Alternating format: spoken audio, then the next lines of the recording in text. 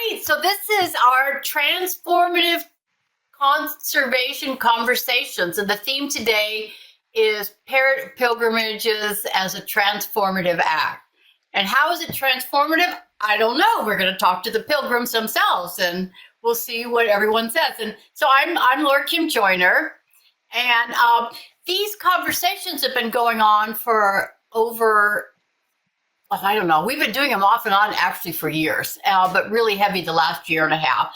And I'm with One Earth Conservation, and Gail and Sylvia are here to also part of this and part of these conversations. So the idea of our gathering is it's sort of a continuation of our Parrot Conservation Core, is how can we in day-to-day acts of conservation or in how we live transform the world, the inner relationship to other species and to ourselves, and also our societies. Nobody knows how to do it. We're all embedded into the system that traps us all. So how can we in our daily acts envision, hold fast to, be in solidarity, and figure out a way to do conservation in a way that in the moment it's transformative? And so since nobody knows, and it's all relying on community and experiencing together, we have these conversations. That's why we're here. And I hope that fits people's expectations about what we're going to do. And as we have developed these conversations, people have given ideas about the way they want to be in agreement with one another. And we have it in English and Spanish. And so it's just, sometimes we need help to be in agreement with each other. Not be in agreement, but to how we want to be with each other. So just these are some compassion and kindness and confidentiality. We want to remind ourselves that we are here for one another, and this is what we're going to bring to our conversation. So as Gail asked, who is everybody? Who's here on the phone call or on the webinar? And usually we do this in the chat. But why don't we? There aren't that many of us, right? Gail and Sylvia, there's like 9 of us right now. Right, that's correct. Yeah, so why don't we, if you feel like it, you can write it in the chat if you don't want to turn on your video and talk, or you can say it out loud, that'd be fine.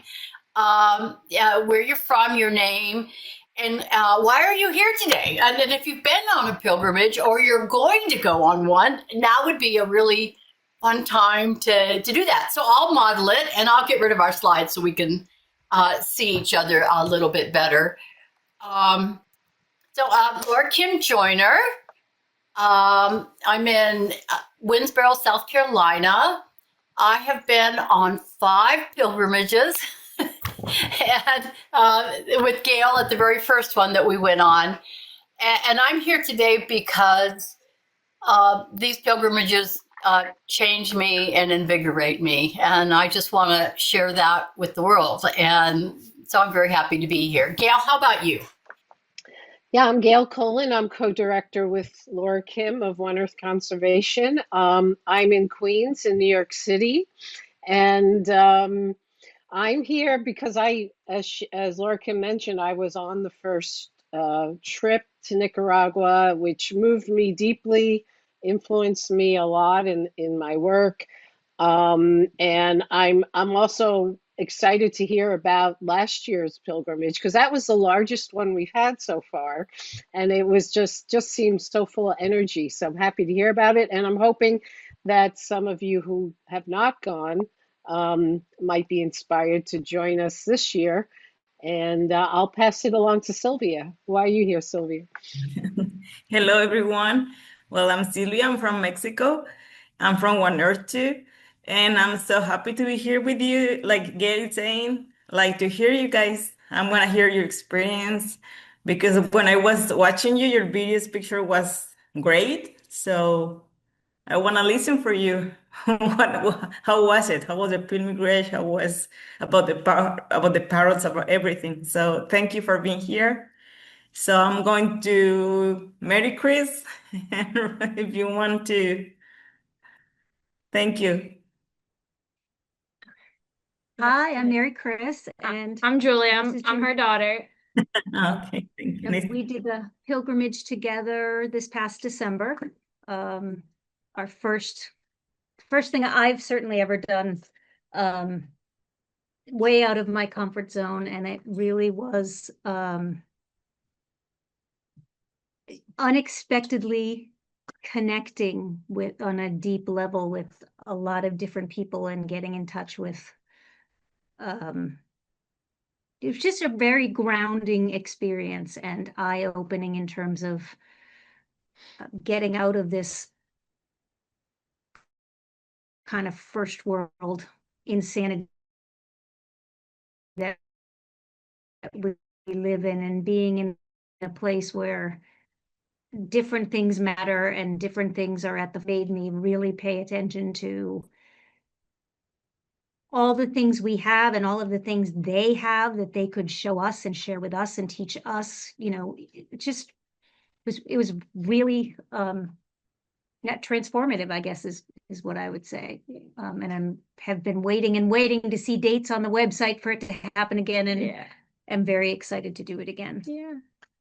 Yeah, I feel like I like animals and I'm interested in conservation, and I think I went expecting to learn a lot about the animals, and I did learn a lot about the birds, but I feel like I really learned so much about the culture that we were a part of, and how you can't just save the animals. You can't just look at the animals and the habitat. You have to look at the entire picture and the people and the environment and all the culture around it. And I feel like I learned so much about it and how much that impacts the conservation that you're trying to do. So it was really just phenomenal, and I can't wait to go back.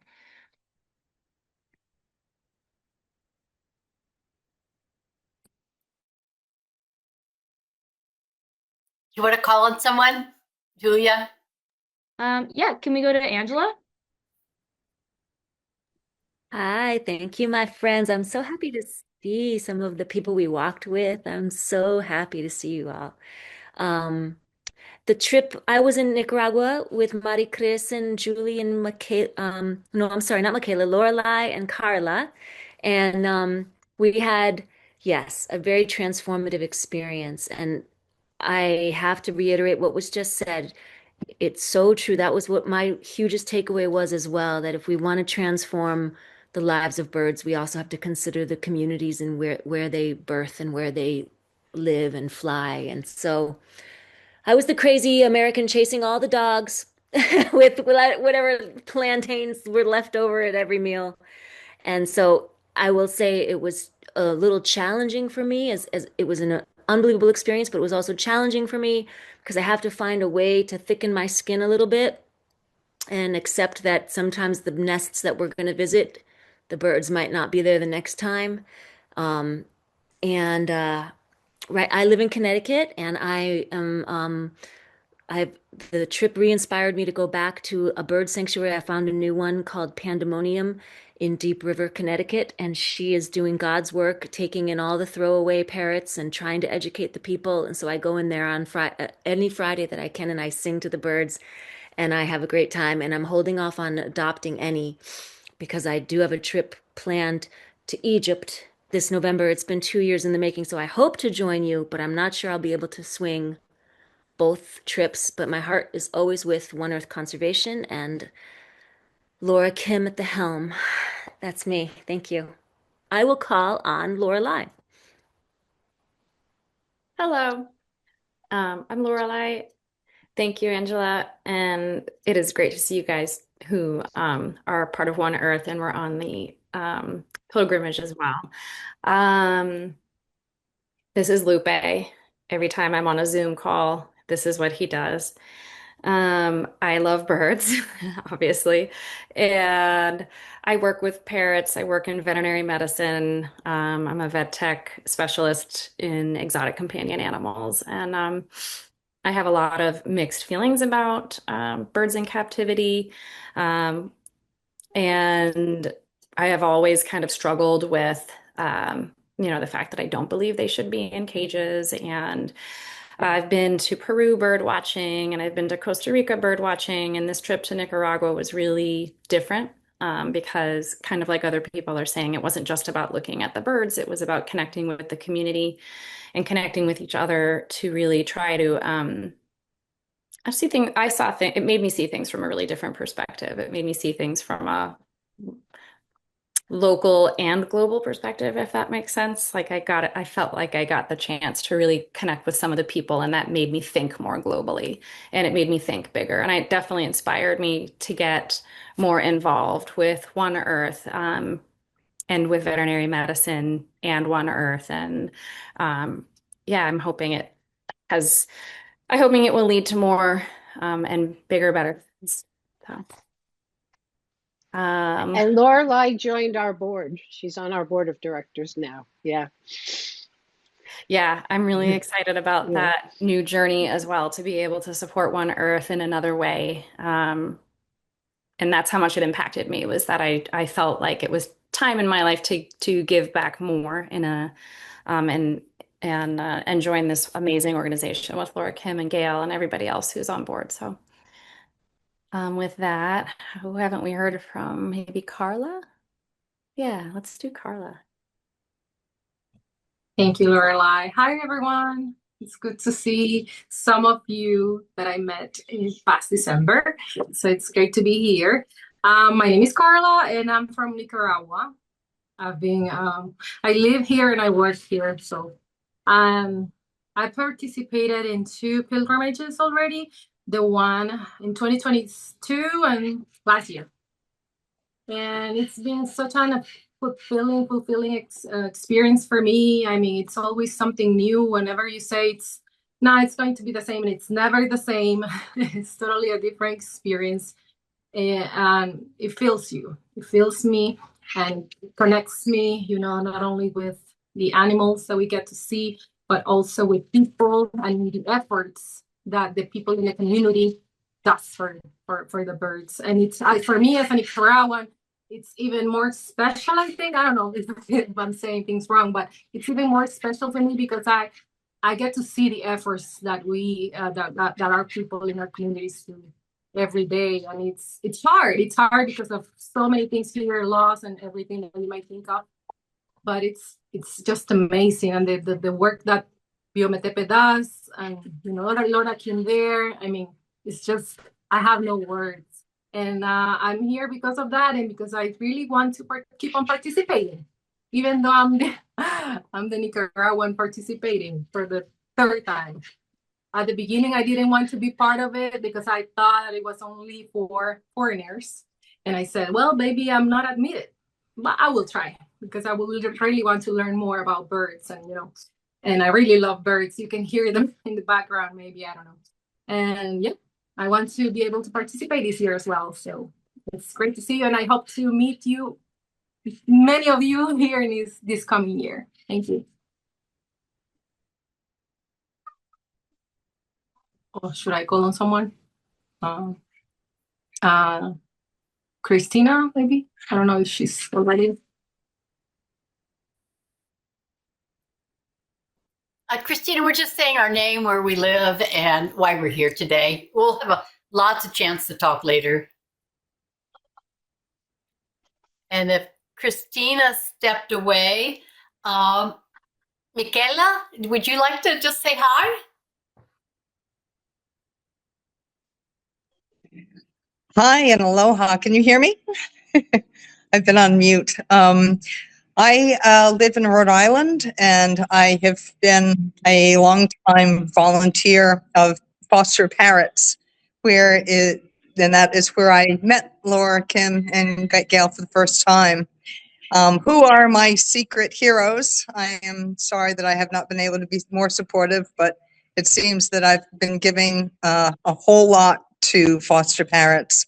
And since we had a huge fire 5 years ago, I am right now in the event space of our new building. And one of our resident artists, not resident artists, but our volunteers, is an artist. And she did, I don't know if you can see them in the background, but she did these huge, beautiful paintings. And I work so much with captive parrots, and I have for so long. And I have had Nicaragua or at least one of the Parrot Pilgrimages, any of the Parrot Pilgrimages on my bucket list for many years. And I'm really hoping that if not this year, next year, but I feel it coming and I feel it's inevitable that I will be with you. Lovely, lovely. I hope it happens. And Suzanne said hi in the chat. And Norland, ¿usted quiere decir hola? ¿Y por qué usted está aquí ahora?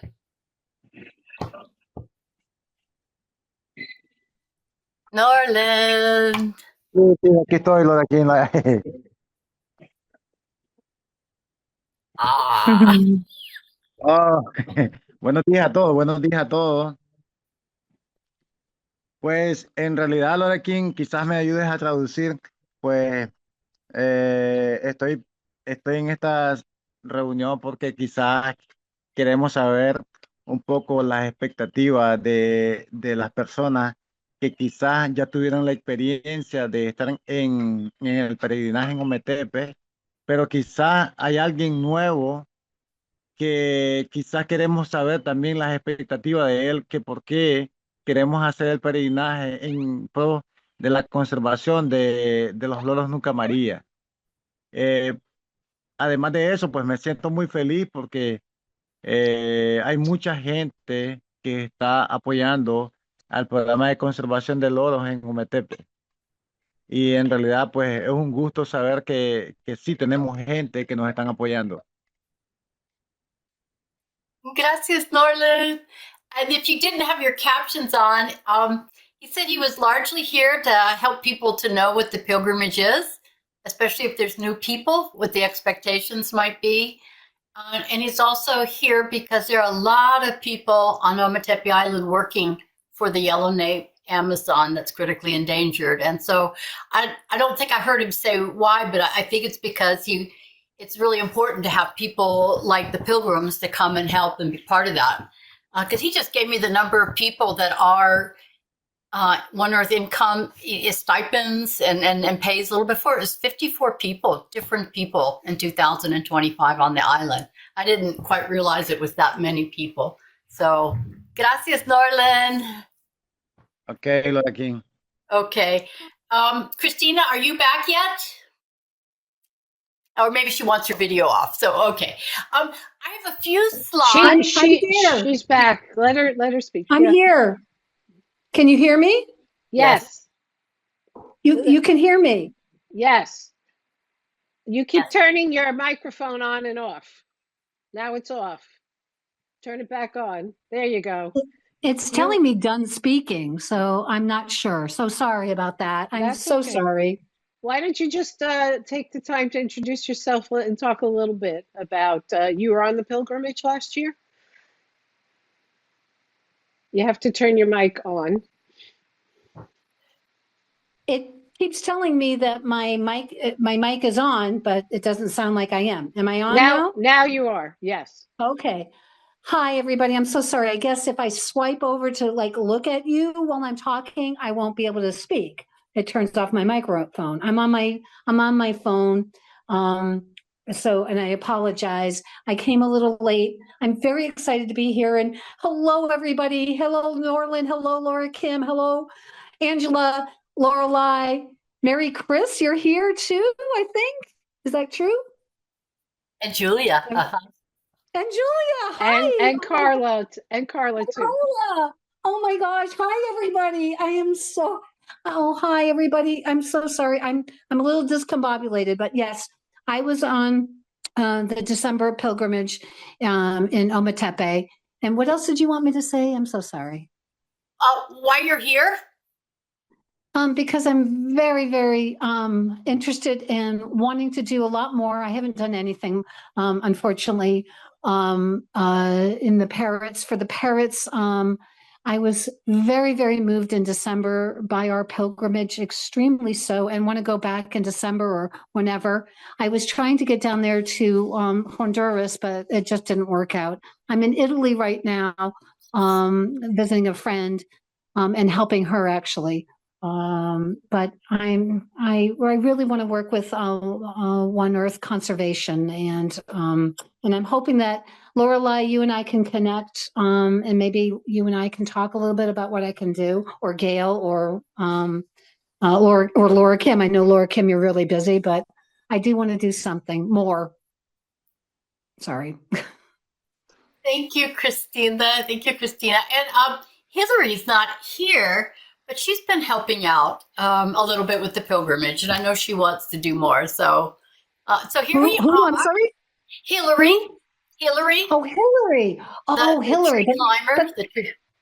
Oh, like, yeah, of course. How could I forget? Yeah, but Lorelei is here, correct? Wasn't Lorelei on our trip too? Yes. Yes, I thought so. Okay.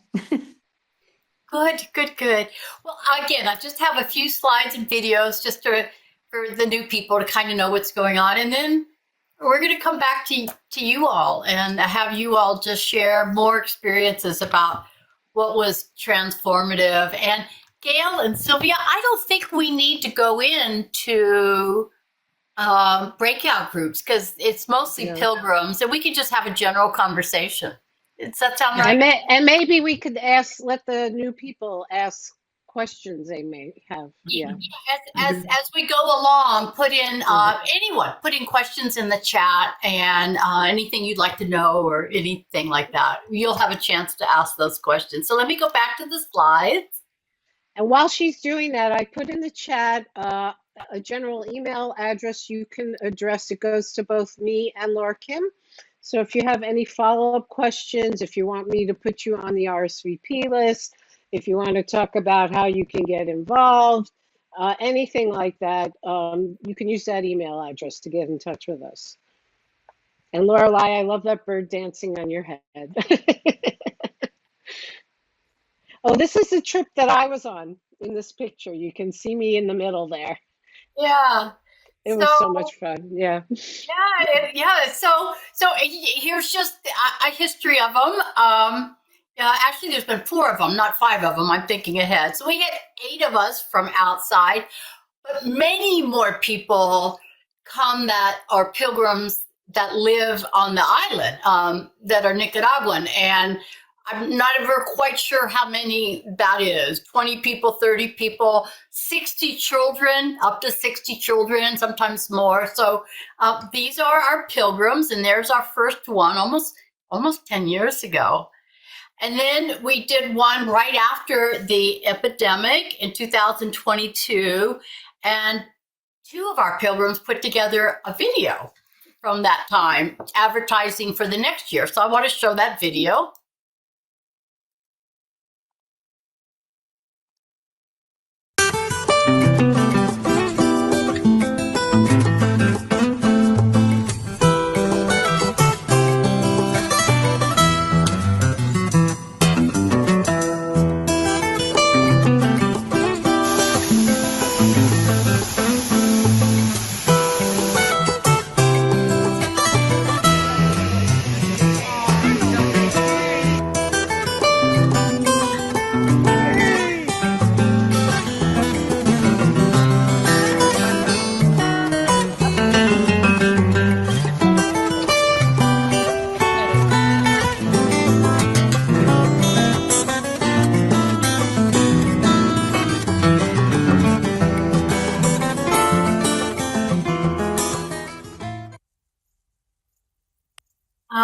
Yeah, so and I don't think we have anyone from 2022, just Norland and myself are here. And then we did it the very next year.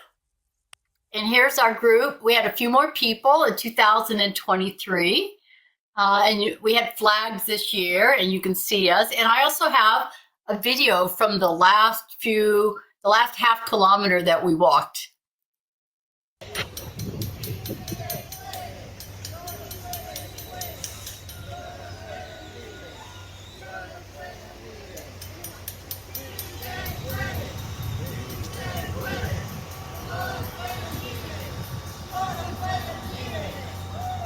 What are you saying, Laura Kim? Sí se puede. Sí se puede. There you go. Todos vuelan libres. Sí se puede.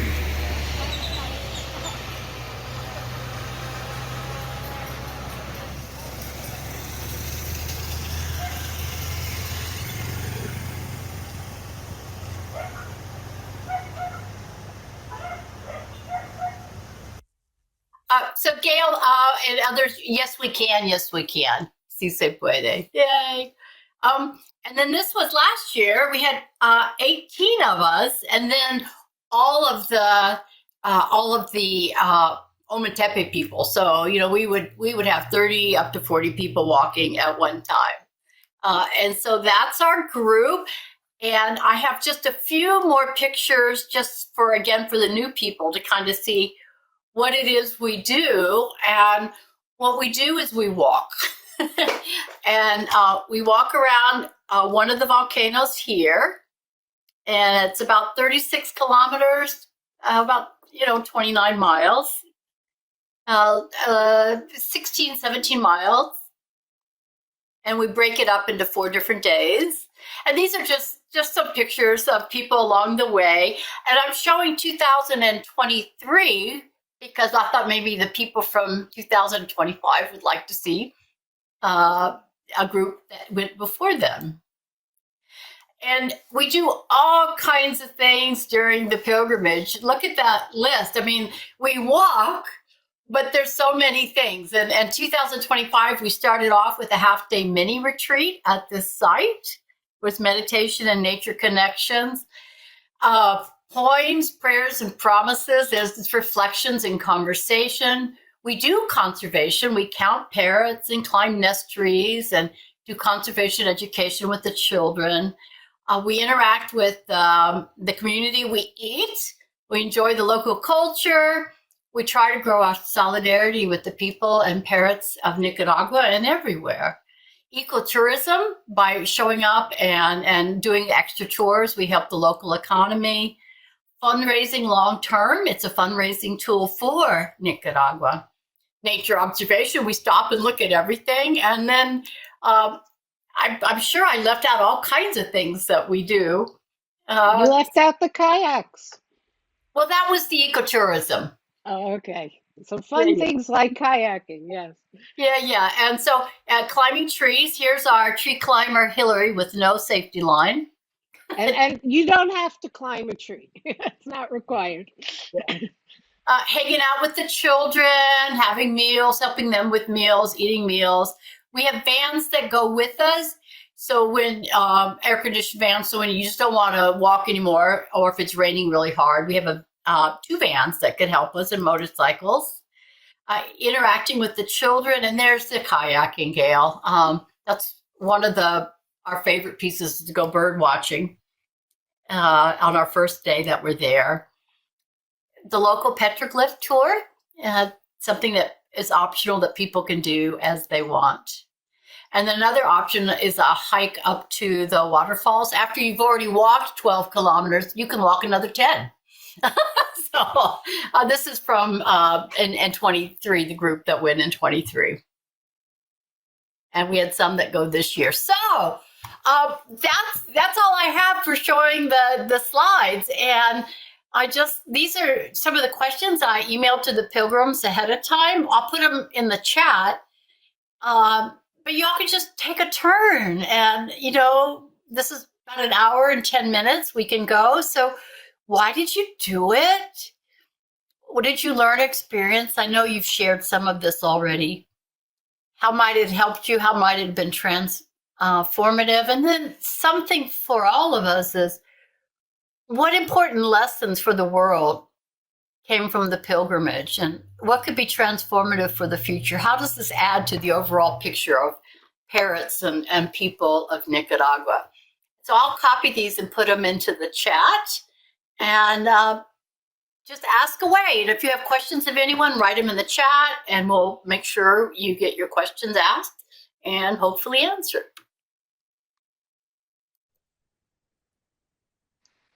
I'll get it started, Laura Kim, if you like. Okay. I still remember my trip. It was like it was yesterday. It for me it was going to a part of the world I've never been to because I've been to Europe a few times and Canada, but that was it.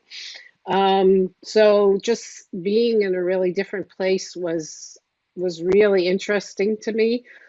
Connecting with Norlin and the other people from Bioma Tepe was huge for me. It just made it more personal. I just felt more connected to parrot conservation in a way I've never had been before. Seeing the wild parrots, and not only the parrots, there were monkeys, and other wildlife that you just don't see in the United States. Hearing them wild and just knowing that we're making a difference one project at a time. Sorry about the phone. And I just treasure that as one of the best trips I've ever taken. It's up there with maybe a couple others. I hope to go back at some point. I'm starting to feel the urge, Laura Kim, to go back. It's been a while. So yeah, I think Angela, you wanted to say something, so I'll pass to you. Okay, sure.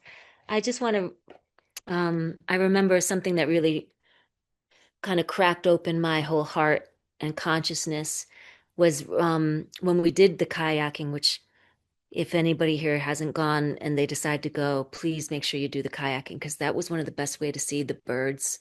And but when we came back from the kayaking, a family living next to the kayak business had an injured yellownape.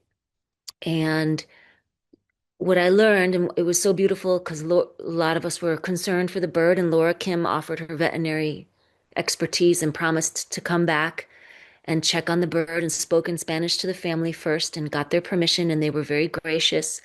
And we make sometimes these assumptions that, oh, if you're poor, you don't know how to take care of animals. But I'll tell you, half the birds I sing to in cages came from millionaire mansions where these wealthy people just bought a bird and left it in a hallway and never once opened the cage, and the trauma and the self-mutilation of these birds. And what I saw and what was interpreted was that this family found that bird injured and had her for about 4 years, 5 years, I believe.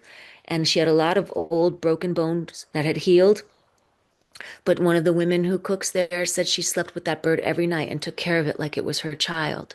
And I'll never forget watching you, Laura, help that bird. And I had this little leftover thing of rice. And I was so delighted because I put it down and it had some veggies in there and they were feeding her a lot of bread. But that bird, I put the tray down on the chair and she took her beak and she pulled it right to her and just started chowing down on the veggies and the rice. So all my little scraps and my little tiny, like what we throw away as another person or another animal's treasure. And that moment was seminal for me. And then as I was getting on the ferry to leave, I looked out at what seemed to be a very more well-to-do house, and sit on the back porch in a cage alone was a yellow-naped parrot. And uh, it broke my heart. But now that I am saying this story, like maybe that bird was injured too, and maybe they were helping it. And I assumed they had stolen it from the wild and kept it in a cage. So I just have to always be reminded, be careful with our judgments and preconceived notions, especially when it comes to affordability. Yeah. I would love to say something along with that. I think it's very easy because of how innocent kind of all animals are. I think it's very easy to immediately in your mind be angry and condemn people who, in your view, don't do right by the animals that they are around. Like, I think it's so easy to be so angry and hateful and think these people are awful and they hate, they have no kindness in their hearts. And I'm sure that's true for some people, but learning about the culture of poaching and going into it, hearing that word and thinking, oh, these are people who don't like birds and want to hurt them and are only trying to make money off of them, and to learn that there's so much more that goes into that, and it really is that it's a relationship that they have to the environment and to the birds, and that there's such a cultural difference in how certain places see animals. And just, I think it made me really feel more like there needs to be this education and not just this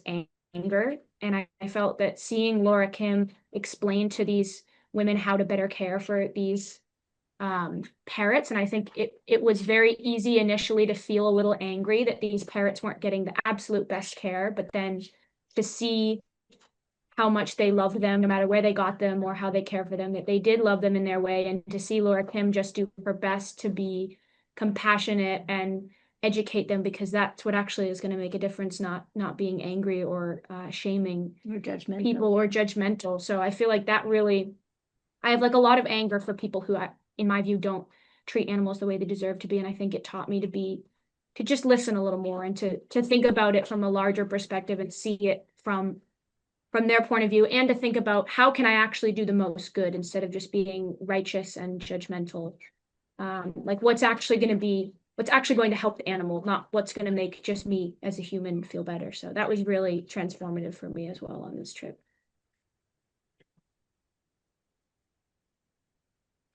I just want to add a little story from the trip I was on. A little boy found a yellow-naped fledgling on the road and put it in a bucket, and they brought it to Laura Kim and Norland, and Laura Kim ended up taking care of him. And she and Meredith, her spouse, kept him in the bathroom in their hotel for a while, and he was all over the place. So he got the nickname Time Bomb, although he was also named after the little boy Hector who found him. And eventually we had to leave, and so Norland and Levy and Emerson took over with Time Bomb and rehabilitated him, and then eventually he was released. One of the pilgrims on our trip actually had stayed for a while longer, and she took a great picture of the bird leaving Norland's hand that we still use it. If you see a hand and then a yellow-naped Amazon flying away in a photo on our website or somewhere, that's Norland releasing Time Bomb back into the wild. And so that was a really inspiring story too. I'm so glad you mentioned Time Bomb or Hector. We have a whole story and videos of him, but one thing that I learned through Time Bomb, and I've learned it since too, is the incredible force of parrots that are our colleagues in conservation. They are so powerful and smart and trying to figure things out. They're, talk about opening up your view, Julia and Angela. You just go, wait, it isn't just us taking care of them. That's so top-down, superiority, dominant orientated. And Time Bomb really taught that to us. He came in pretty beaten down and hungry and just like a typical 2-month-old baby parrot. And I go, oh, poor bird, poor bird. Well, it took about a day for that bird to completely take over our bathroom and bite us and chase us and hang from the mirror and chew up all the toilet paper, chase us out of the room. The bird was only a baby, and that bird had such a force to the bird. And it really helped open up my view of we're not doing this alone. They're equal partners in trying to save their own lives. Who else would like to share?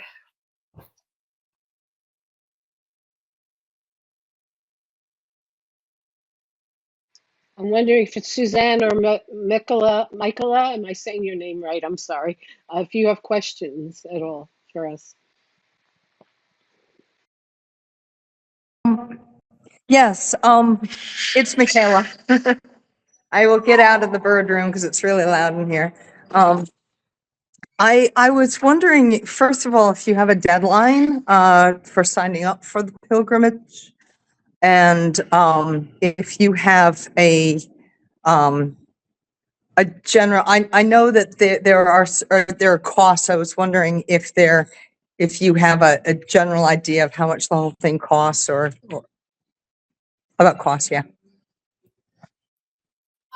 we're going to we always have a little handout and someone's on the internet, and we get a lot of positive feedback to make a bigger, better handout. So people can really have an idea instead of just all these emails back and forth, to do that. We actually don't have a deadline. However, plane tickets fill up because it's December and people want to go to Nicaragua. So for your own well-being, you need to plan in advance. And also the hotels. We try to get a block of hotel rooms in 2 different hotels. So it's really helpful that it's not last minute. We also have to know how many vans to rent, 1 or 2. So, we usually say by the 1st of November, it would be our cutoff date, but people have decided later than that. The cost is you pay for everything yourself, except we asked for last year a $250 donation to help cover the cost of the school supplies, the snacks, and the van, and some extra money for the conservation people and for Norland and his team there. Should we ask for more? I don't know. Maybe we should, because it really helps them a lot. This pilgrimage was financially a big piece, and I'll let Norland talk more about that. And meals are about $7 a meal. Hotels are anywhere from $30 to $60 or $70 a night. Plane fare, $700 to get there. And then there's the local taxis, so you're going to spend another couple $100 on the local taxis. I just want to add that airfares have been going up because of everything going on in the world. So just be aware that the airfare might be more this year. Yeah. I've noticed that the domestic flights are horrible, but international flights are not that bad. With that said, I hope I want to decide by September. I was wondering, will you already have the blocked off, and will you already have an idea of, or do you already have the dates to arrive and all that? Because we're all coming from different places, and then is that where we meet in Nicaragua, or do we meet someplace else and go together? We'll put you on an email list and answer all those questions and direct you guys. The dates are on the website. Gail's probably looking it up right now. It officially starts on Friday, the 11th. Is it, Gail? I think that's what we have. And you get to Ometepe on your own, but we help you get there. We help you find taxis, and you travel with people, and you get there on your own, but we make sure that you're helped the whole way there. Okay. And maybe some of the other people can comment on their experience and how much money you all spent, maybe in total. I would say that for us, we flew into Costa Rica, which was a little bit different.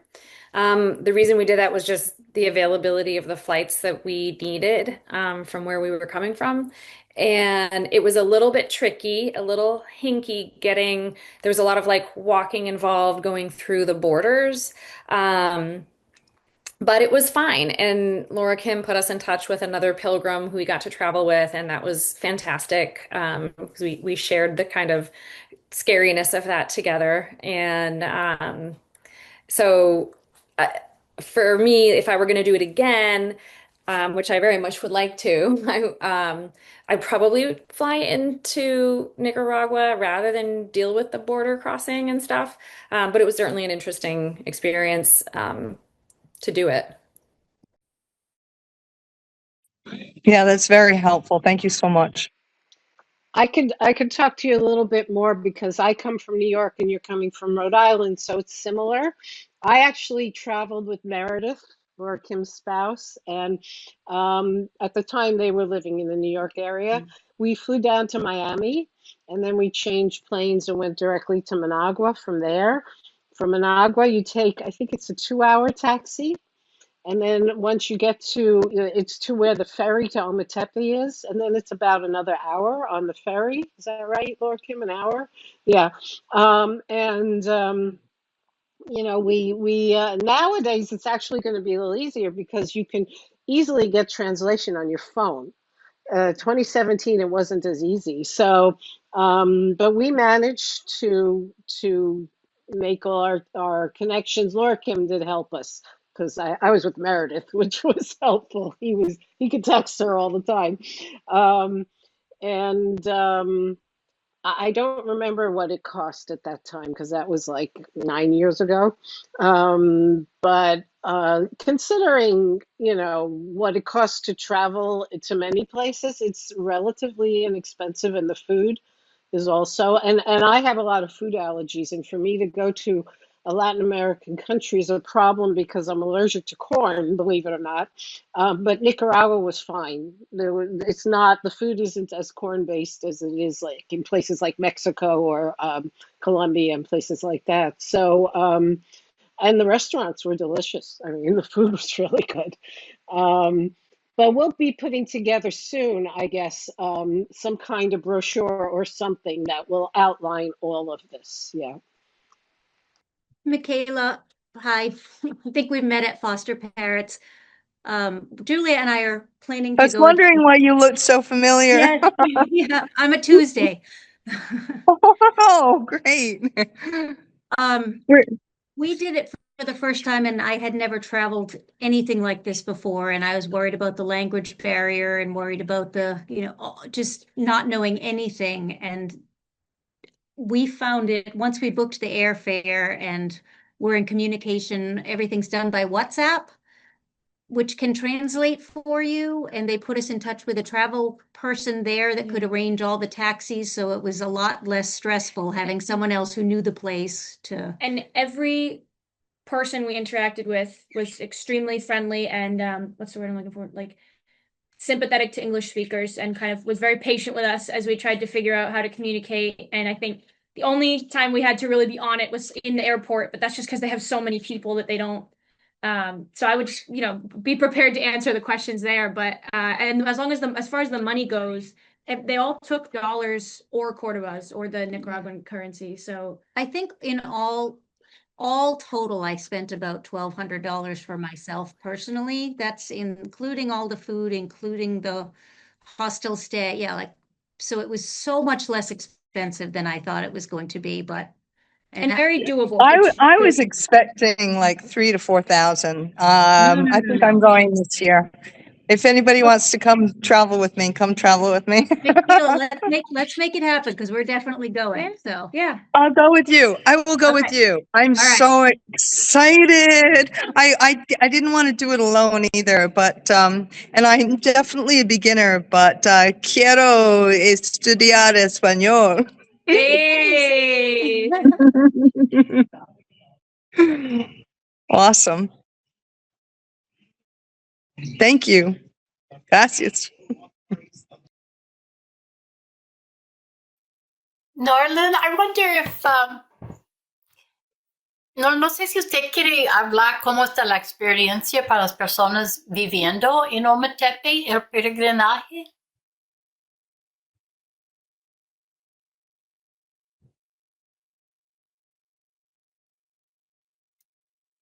Many times Norland has a little trouble with internet around his house.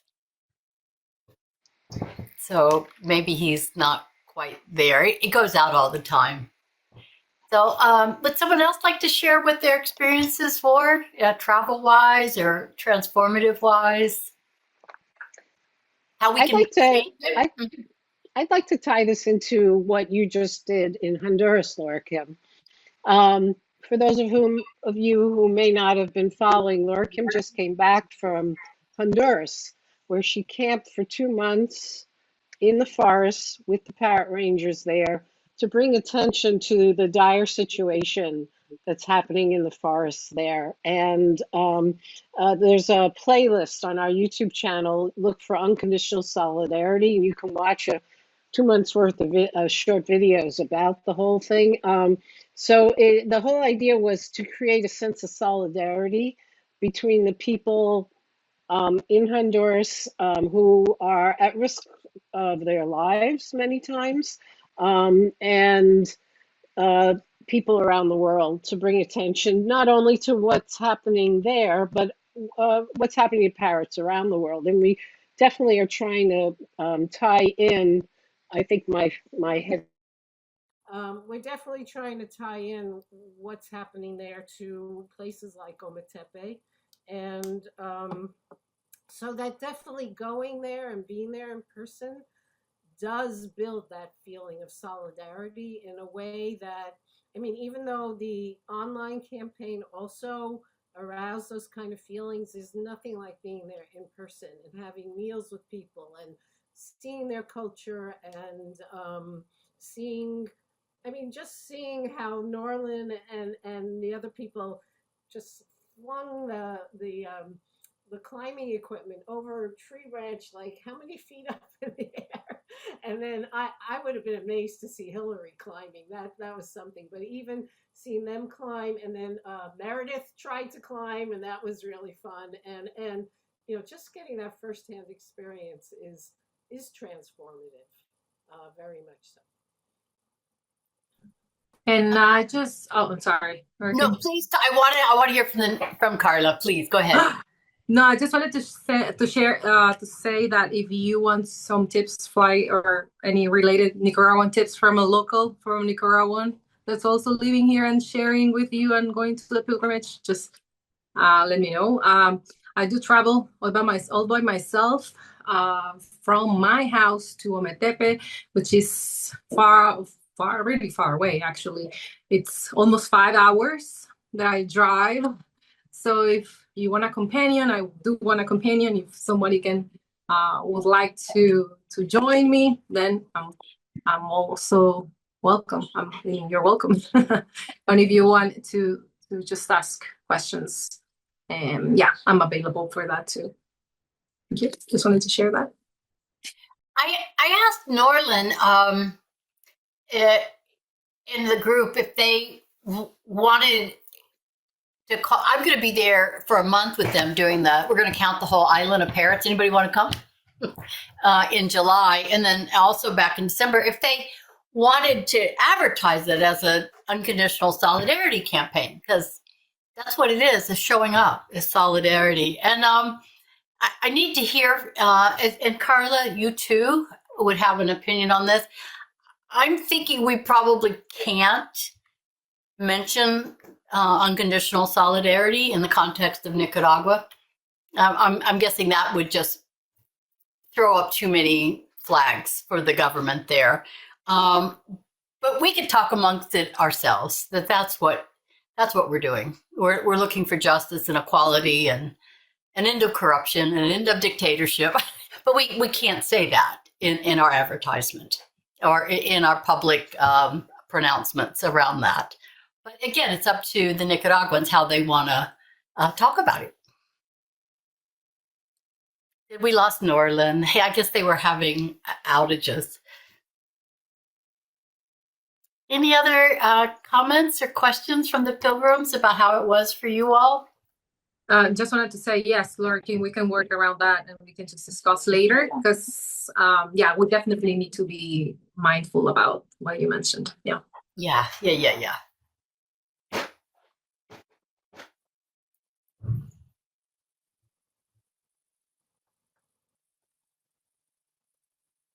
We had a question. I see Michaela and Angela already want me to put them on the list. Is there anyone else who's here who want me to put you on the list, the RSVP list? Do me a favor, just put your email in the chat, so then I'm going to save the chat and it'll make it easy for me. Oh my God.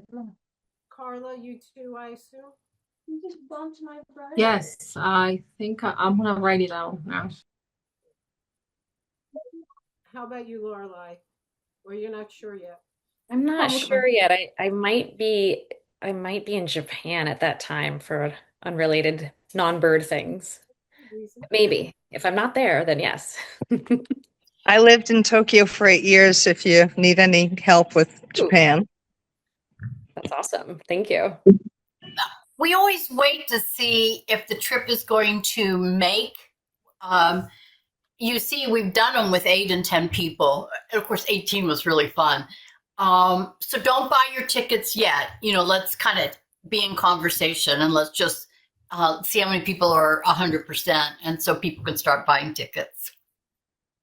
Laura Kim, if this does end up happening, we talked last time about trying to find ways to get equipment and things to them there that they were having difficulty. And I'd love to continue that conversation at some point, whether that means that, we check an extra empty bag that people then contribute stuff that they need and we just bring it with us, or? Yeah, we'll talk about that. The Nicaragua government's pretty good about confiscating goods at the airport. So it's tricky. It's really tricky to do that. But let's ask Norlin, and maybe Carla has some experience about if there's any way we can get around that. They'll just take stuff. Right. Yeah. Because I know they have like mailing companies too, but I'm sure those get looked through just as much. So I don't know if there's just any way we could help. I'm sorry, I missed that. What was that about? It's the problem about bringing in goods on the airport and how they confiscate. Yeah, it's better to have them shipped here if you can. It's safer. Yeah, definitely. And they arrive, in good time if you do it. I do have an agency that works that way if you need it, and it's safe. It's good. Yeah, we were thinking in the context of being able to bring equipment for the, oh my gosh, what's the word I'm looking for? The Biometepe? Yeah, like for Biometepe, like because we wanted to, if it's helpful to bring any sort of equipment or anything that they need, we were wondering if we could help at all with that, whether shipping it or bringing it in a suitcase or whatever. Let's get on top of that so people have plenty of time to think about how to do that. Thank you for suggesting that, and we'll put that on our list to put into the materials and make sure that Norlin, they have a plan on how they would like things. Well, we may have finished up earlier with our conversations. I know we had a lot of time talking before we left last year, and this will be recorded, and we will be able to put it online. And I have advertisements for 2026, so we're going to record that. I'm going to go back to the slides. And I just want to say, if you know anyone who's interested, let them watch this recording so they can learn more about what it's like. It'll be on YouTube.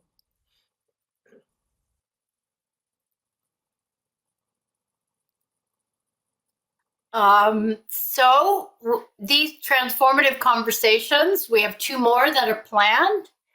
One will be about the unconditional solidarity campaign that it was 9.5 weeks of camping in Honduras, and it's still going on, and all the experiences of all the people that were part of that.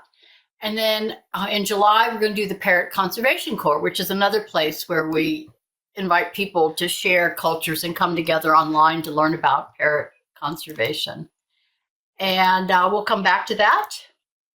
So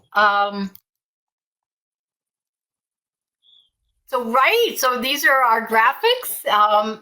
They'll be going out, so you can share them with people to advertise, and we'll be making the handout. And there's that great picture of you all this past year. That was great. And then we'll update this video, but for people who are watching this on recording and new people, here was the advertisement for 2025. So let's just go ahead and show that. Tu casa no es mi casa. Salvemos nuestros loros nuca amarilla. ¿Sabías que esta especie se encuentra en categoría vulnerable a nivel mundial? Sin embargo, en la isla de Ometepe existe la población mejor conservada del Pacífico de Nicaragua y de Centroamérica. Por eso debemos cuidar esta especie. Esos pinos son el aire que provocan estar cerquita tuyo. Va a crecer con tu sonrisa. Yo llevo mi Caribe en la garganta, donde el son de tus tambores piropea. Tu casa no es.